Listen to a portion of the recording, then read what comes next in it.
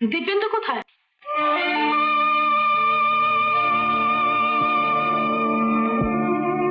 কি হলো, দিব্যেন্দু কোথায়?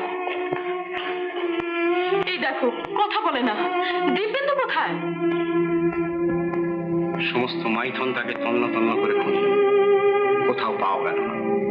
পাওয়া গেল না? তাহলে কি হবে? মেয়েটা শেষে লগ্নভ্রষ্ট হবে? লগ্নভ্রষ্ট আমি হব না বৌদি।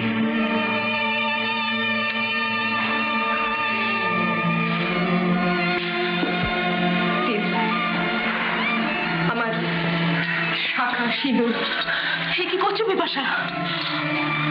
দিব্যেন্দুকে তো আমি ছোট করতে পারি না, তার নামে এই সিঁদুর আমার স্মৃতিতে আঁকা থাকবে।